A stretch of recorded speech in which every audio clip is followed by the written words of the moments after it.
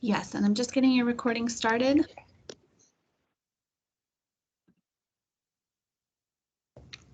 All right, we'll start with the committee members and then I will do roll call for the rest of the assembly. Mr. Dunbar? Here. Mr. Peterson? Present. Ms. LaFrance? Here. Mr. Rivera? Present. Ms. Allard? Here. Mr. Constant? Ms. Kennedy? Here. Mr. Perez-Verdia?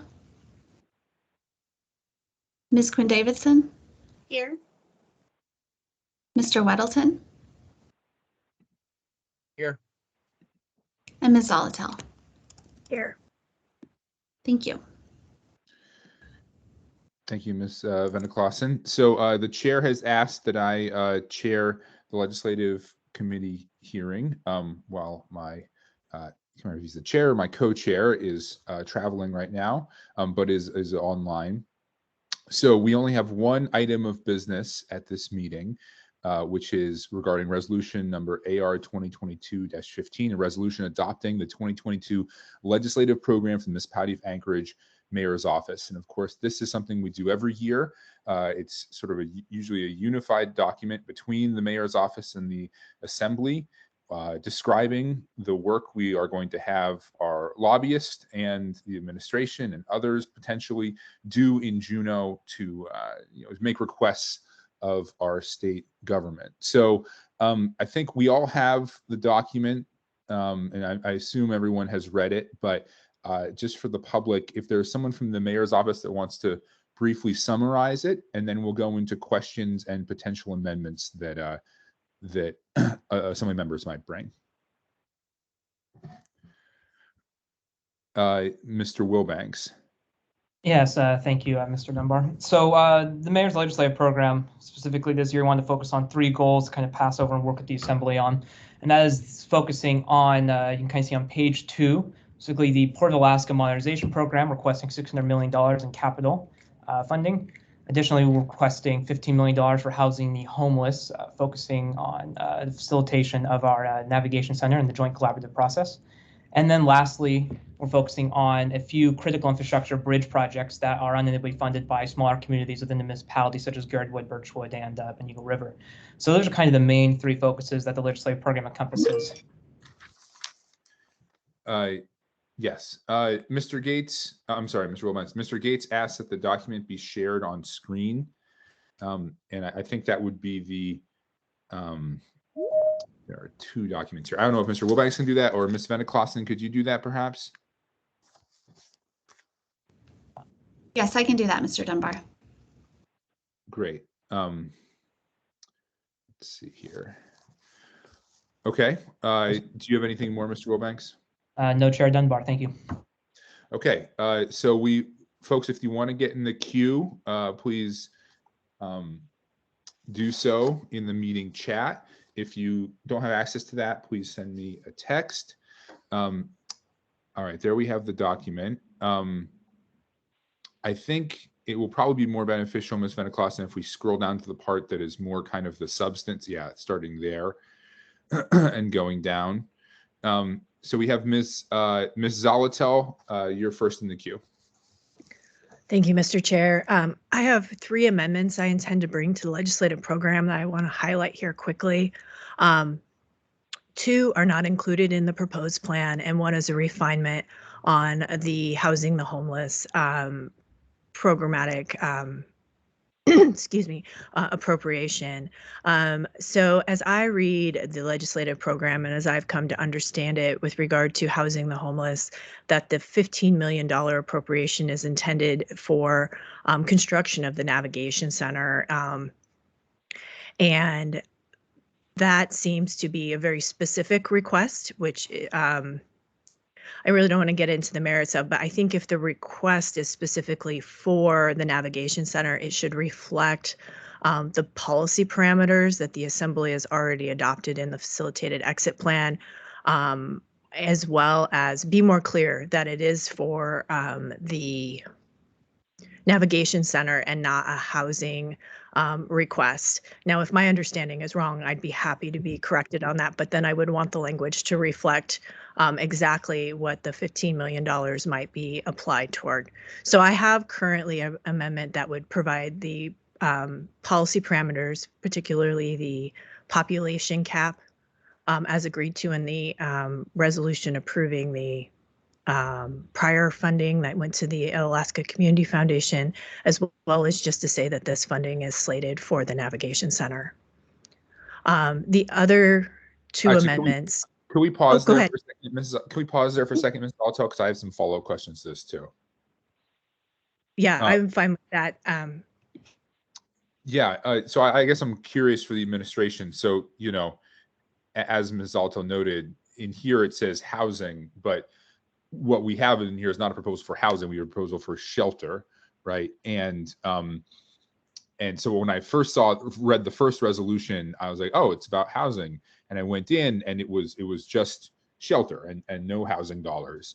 But I guess my question is, to follow up on Ms. Zoltel asked, what are the parameters for this building, this $15 million structure? You know, specifically, how many beds are what size of structure are you asking the legislature to help you build?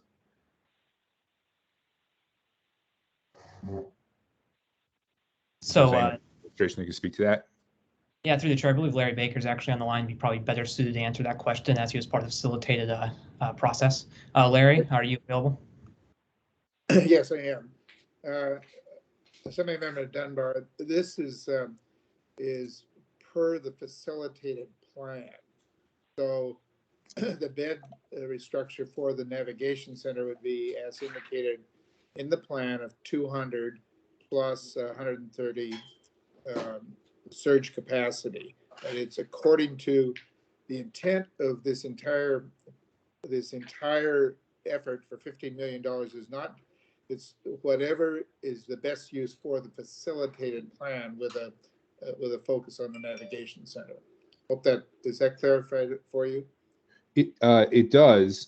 I think so. In that case, it sounds like Ms. Zoltel's amendment would not be something you oppose. Is that right? I mean, once you see the specific. That is correct. That Okay. is correct, because that in fact I fully support it, because that is the intent, is that that we follow the facilitated plan as outlined by the Assembly.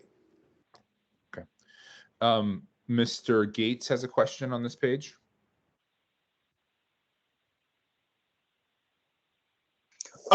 Yes, thank you.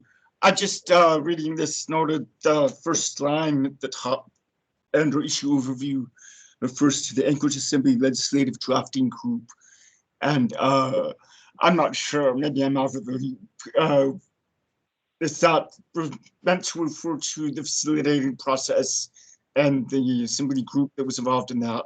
Because I'm not sure if there was a separate legislative drafting group for this overall. The legislative time. Yeah, is there anyone that can speak to that? It seems like a term, you know, a terminology issue. Mr. Baker? Yes, Mr. Chairman. The legislative drafting group is actually that's the unofficial name, I guess, of our facilitation group. We kind of formalized it, but that was actually the suggestion of Assemblymember Constant, as I recall, and we gave it that name of the legislative drafting group, which is actually the facilitation group.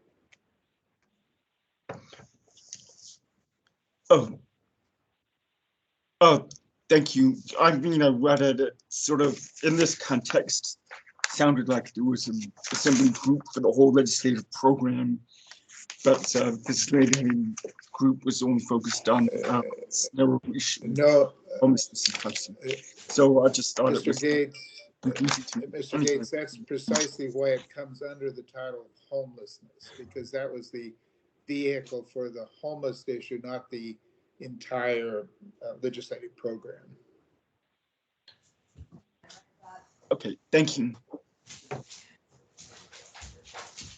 Thank you, Mr. Gates. Sorry, we'll look at the chat here. Mr. Constant. Yeah, just on that brief, slight topic, the name of the legislative drafting group, that is the name of the working group that is in the facilitation. And our mission is to continue proposing legislative items like the resolutions that we've passed, moving forward elements of the project. So it's a very specific term.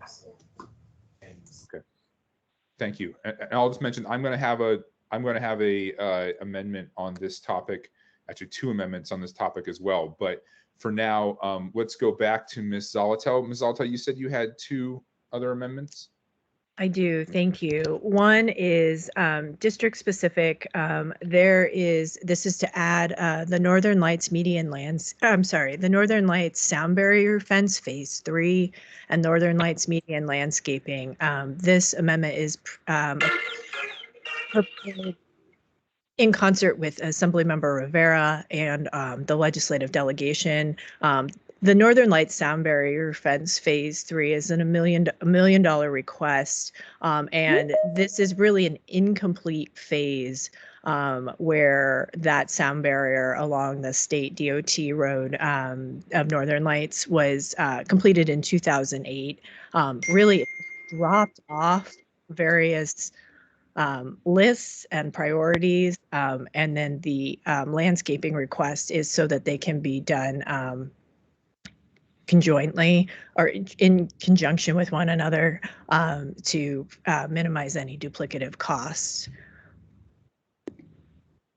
And then the final one is a little bit complicated, so I apologize up front, and I'm sorry I don't have a draft to share in this moment, but it is to request, it's a combination request of policy and appropriation so that we can work with state DOT, traffic and APD to establish highway safety corridors along routes of state roads within the municipality where there have been frequent or high numbers of pedestrian vehicle collisions, particularly those that have resulted in deaths. As you all know, this is a concern of many of our districts. I have and plan to present some data, as to where these have occurred, but of particular concern are Tudor from the New Seward Highway up through Piper or Elmore, and then the Muldoon Curve. There's also a stretch along Northern Lights from Lake Otis past East High School. It's not meant to be a definitive list. Already talked with DOT to some extent about this. There's a mechanism to do this. It just, these highway safety corridors have never been implemented in urban areas. But I think we should try. The alternative is significant reconstruction of these roads to address a lot of the concerns, and those are decade-long projects and multi-million-dollar projects. So I think we need to figure out what interim solutions may exist. So these would be speed reduction zones. And the appropriation is to support APD enforcement as well as traffic to gather data about the effectiveness of using these tools. Thank you. Thank you, Ms. Zoltel. Let's see. Okay. Are there any other folks who have amendments or issues they'd like to discuss? You can put it in the chat. If not, I have a couple too. Okay. Ms. Van Clausen, could you go back to the homelessness page?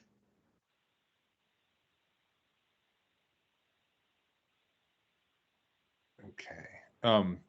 So I will be bringing an amendment to Ms. Zoltel's amendment, limiting the bed capacity to 150 beds with a 50-bed surge capacity.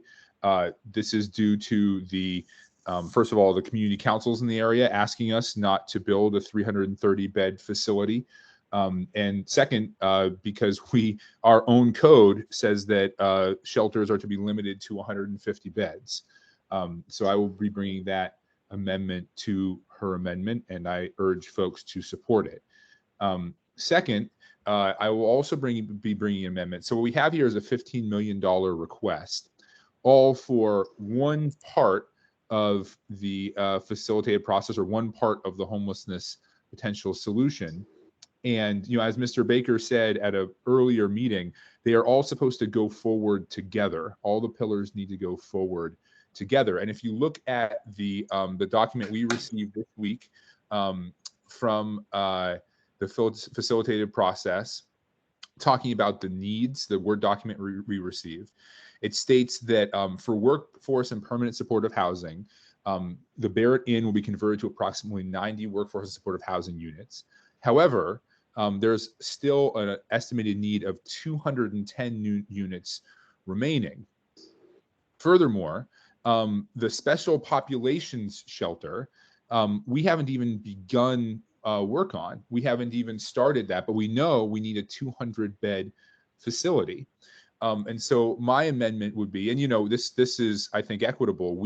During the last phase, we had $6 million, which we divided up. The largest chunk went to the Adult Navigation Center, but then approximately 2/3, well, less than that, about 60%, went to housing and to substance abuse. Actually, I think it went to two different kinds of, I'm sorry, it went to medically fragile convalescents and to workforce housing. And so my amendment would be to continue with the $15 million request, but split it into thirds in a similar way. A third for continued efforts to find permanent workforce supportive housing for 210 units. A third for the special populations shelter, and then a third for the single adult navigation center. So I intend to bring that amendment as well. And I'm happy to discuss that more here. But I think that is consistent with both the rhetoric that's come out of the facilitated process in terms of need to go forward with multiple things at once, and the stated needs that we've heard here for workforce and permanent supportive housing and for the special populations shelter. Okay. Those are my remaining amendments. I also have a practical question for Mr. Gates. When we're doing these kind of amendments, what's the best way to draft them? Because this format that we've received is not like formats in the past. That is to say, we got this in a much more sort of set and kind of like, more graphic designed version than in years past. In years past, we sort of got Word documents that we all altered, and then it was added to a resolution and passed. This looks a little different. So what would be the practical way that we draft these kind of amendments? Do you have any guidance for that? Yeah, Ms. Zoltel, you have a example amendment. That would be great. Just give me a second and I'll pull it up. Okay. Do you have screen control?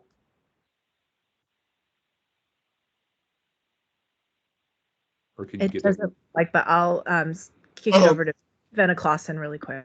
Okay. And then meantime, Yes. Mr. Gates, do you have any guidance on this?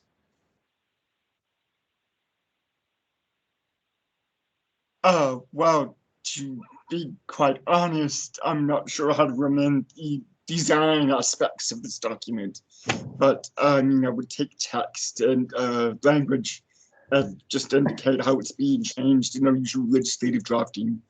So, if you want to move things around, I guess you would need perhaps an attachment to the amendment doc showing how you want things changed. Mm-hmm. But I'm not a graphic designer, so I suppose maybe working with the drafter of this document through Mr. Wilbanks, that you could get, I guess, changes to the design that you wanted. But I think that mostly what we're talking about is changing the words.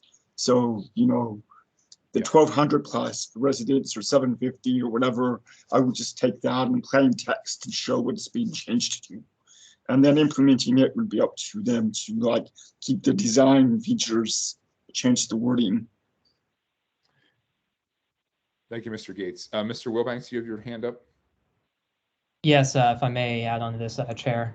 I just want to echo kind of what Mr. Gates said. We are happy to work with the administration or with the assembly specifically to keep the design elements, but change the wording as requested. And yes, we're happy to work with you. I'll provide the Word document even. Great. Thank you. Let's see here. Yeah, and I think probably the amendments will be two pieces. So you amend to the degree you need to, you might have a small amendment to the resolution up top, and then an alteration of the words in the attached in the attachment. Let's see here. Ms. Veneklassen, did you get the attachment from Ms. Zoltel? I did. It'll take me just a couple of minutes to get it up. Okay. It's two amendments, correct, Ms. Zoltel, that you'd like to show? Yes, please. One is how I drafted an amendment for an addition to the legislative program, and one is how I am proposing an amendment that would edit the existing items within the legislative program. Okay. So if we'll look at those, and then we've got Ms. Allard in the queue as well. But since we're on the topic of how we do these, hopefully we can get that up for us to see and see if it's a format that Mr. Gates can work with.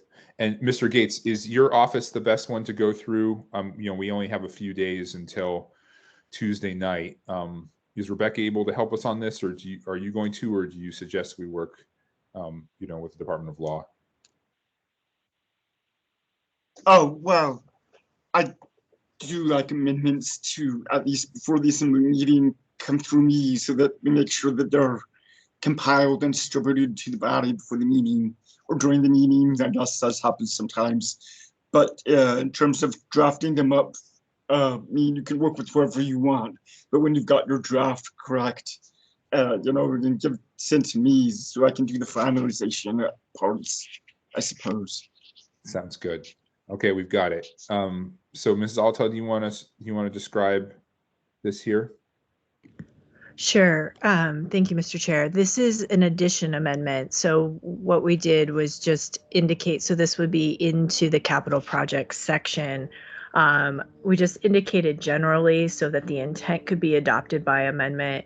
And then once that's done, it could go back to the administration to add it into the glossy, I guess is what I would call it. I don't know, the graphic design option. To fit with their design format, but we believe we've provided enough information here that they can have the specifics as well as enough to add to the narrative.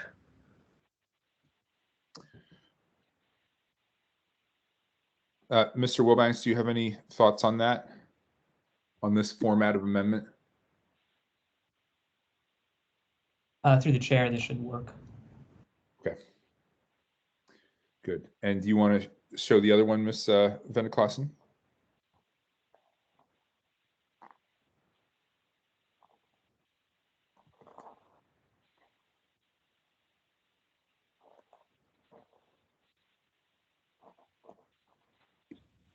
Okay, so this is the amendment that would change language within the proposed legislative program. So it shows both the add and what page, where I'm suggesting an add in the language. And then if this was only intended to be a navigation center for the homeless, the project is to change that heading. So you see, I use the typical amendment formatting to make a change in what I would delete, and then just to add the clarification within, and I indicated the page number.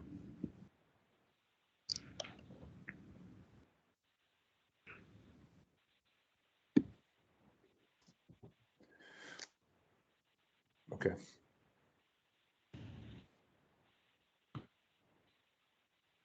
So in both cases, then you aren't making any changes to the resolution, but just to the attachment. Is that right? I believe so. That's actually still an outstanding question, does a subsequent amendment need to occur, or do we need to also put resolution references for these text amendments so it's captured in both areas? Mr. Gates, do you have any thoughts on that? Well, yes, in the past, we had amendments to things like the HOB plan, which is an attachment to resolution. So here under the box text of amendment and where it says amend content section, I would usually have wording that says, AR 2022-15 attachment to it, and then reference, the page number of that attachment and the wording and so forth. I mean, it will work. Okay. All right. So I think we've discussed the logistics of amendments a bit. We'll go back up in the queue. Miss Allard, do you have an amendment? Yeah, or thank you. question? Yeah, thank you, Mr. Dunbar. Thank you. I just wanted to comment on the fact that I know there's a little bit of concern of how we're gonna edit the documents that were given to us by the administration with the new layout. I have to say that this layout actually I'm impressed with. I think it's visually better for the community to see and for us to see. And as long as it's easy for us to do any amendments that go into that document, I'm thankful that the administration was able to do this for visually aspect of everything. So thank you, Mr. Dunbar. Thank you, Miss Allard. Okay. Any other, let's see here. Any other questions or comments? This is our only piece of, this is our only agenda item for now. So if we are good to go, then we can close this legislative hearing and we'll have obviously the actual debate on the floor when we amend things. Mr. Chair. Oh yeah, I just saw you. Mr. Constant. So I'm looking for my document that has the detail, but I have a one-page narrative describing the municipality support for converting to the defined contribution, defined benefit program for PERS and TERS for public safety and EMS. So, and for some reason, I just can't seem to find the doc. Okay, here it is. I don't know if I will be able to share the screen or not, but I will also email this to Jennifer right now. I didn't think we'd get here so fast, so here we are. And essentially, it's just a brief one-page description of why.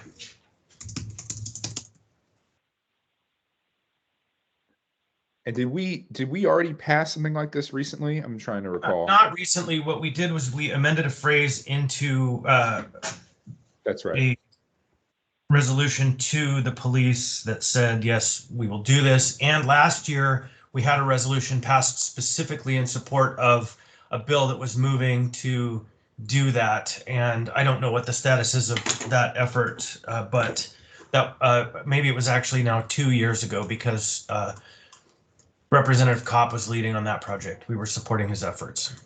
So here's just the basic language. It's not in the form of an amendment, but it just describes support for return to defined benefit pension program. I'll probably forward this to Mr. Gates to help me put it in the format of an amendment. The municipality supports amending the public employee retirement system, return employees to a defined benefit pension system, and you go down APD, AFD, and detail why, and that's the sum of it. So we don't need to read it. You can read it at your leisure, but. Okay.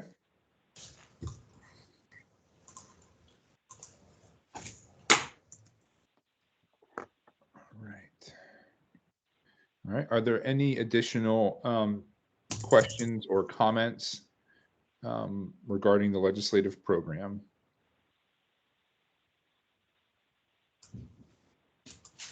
Okay. Well, we obviously will have another chance to discuss this on the floor on Tuesday night. We have time now for audience participation. Is there any member of the public here who might want to speak? And if you're, I'm sorry, go ahead.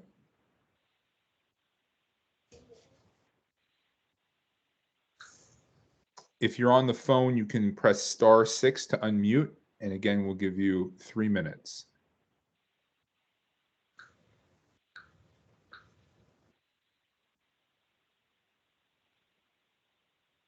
Okay.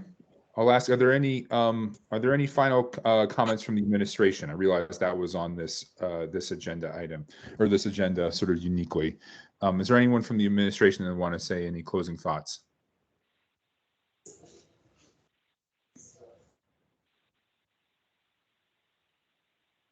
Okay, I'm not seeing or hearing anything. So with that, I will entertain a motion to adjourn. Done. All right, thank you, everyone. We're adjourned.